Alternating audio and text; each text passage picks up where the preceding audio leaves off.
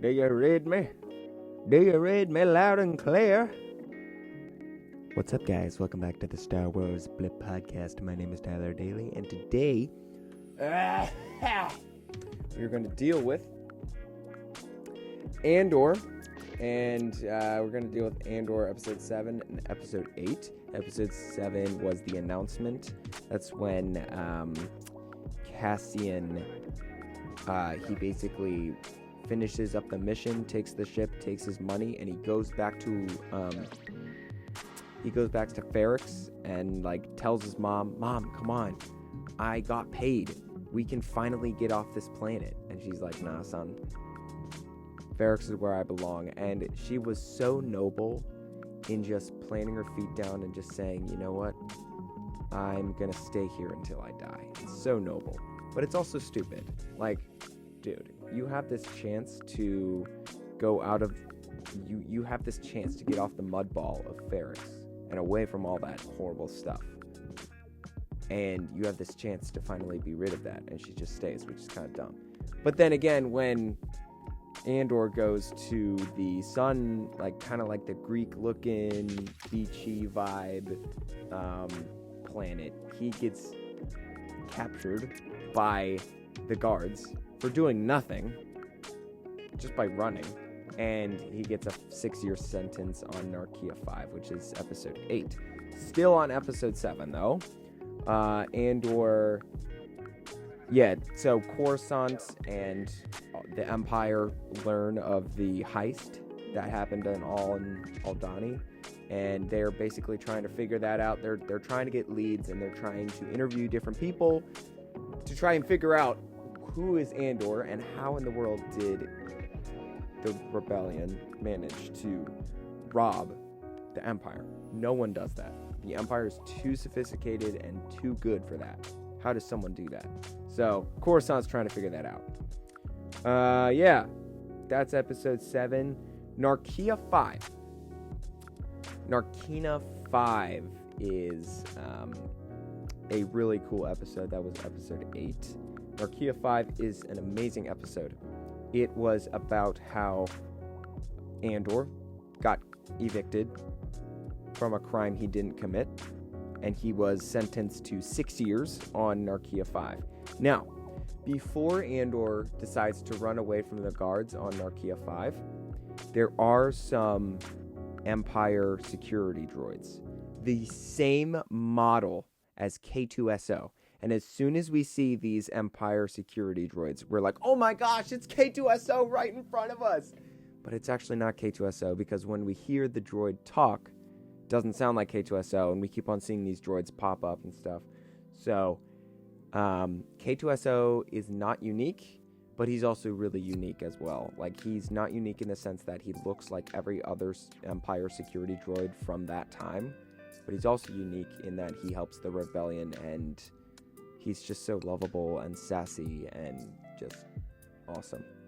Yeah, Narkina 5 is really cool because when Andor finally ends up going to the prison on Narkina 5, the floors are made of titanium that vibrate with electricity if you stand on them, and all of the prisoners are told to take off their shoes so that they're just walking around in bare feet. The entire prison is full of prisoners with no shoes on. They're all barefoot, except for the guards. The guards have special rubber boots that are able to absorb the electrical shock from the flooring. And that's basically how the Empire controls the prisoners. They're able to use the floor to zap the prisoners. And I forget what the prisoners call it.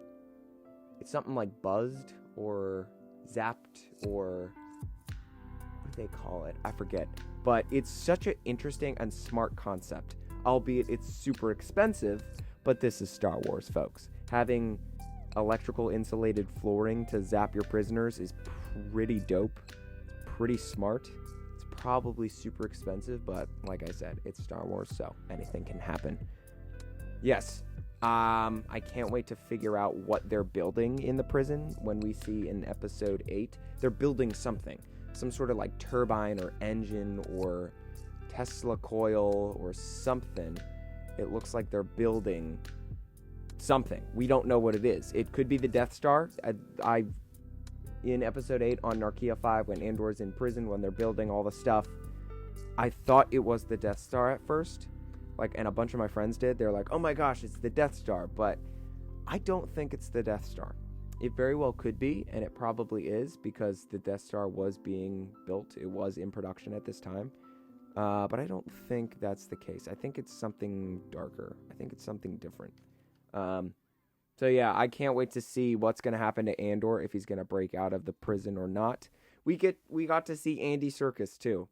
Andy Serkis is now in Star Wars. I mean, he was already in Star Wars because he played Snoke, but we see him in live action, and Andy Serkis is one of the grittiest, most amazing actors ever. He's so good. He gets into his roles in a way no other actor does. He really, really captures the essence of the character he's trying to play. He did that with Gollum, and he's doing that in Andor, and it's just an amazing show.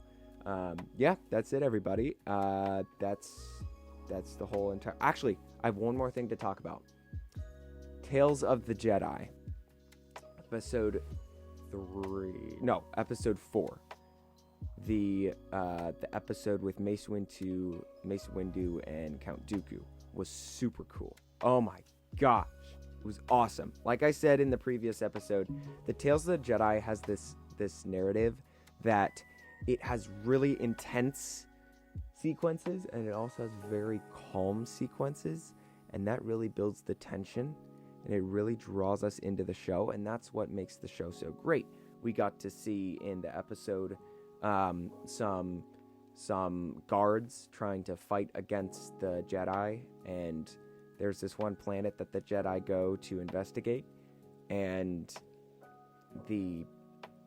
basically the governor of the planet, I guess, tries to double-cross Count Dooku and Mace Windu, and we get to see some lightsaber action, folks. I'm talking backflips, swinging lightsabers, blocking blasters, force throwing people. It was absolutely awesome just to see Mace Windu do that backflip and then just force everybody to the side. Oh my gosh, so good. Oh, and the way Count Dooku did that behind the back shot of his lightsaber, so great. Anyways, that's it, everybody. We covered episode 7 and episode 8 of Andor and episode 3 of Tales of the Jedi today. That's it, everybody.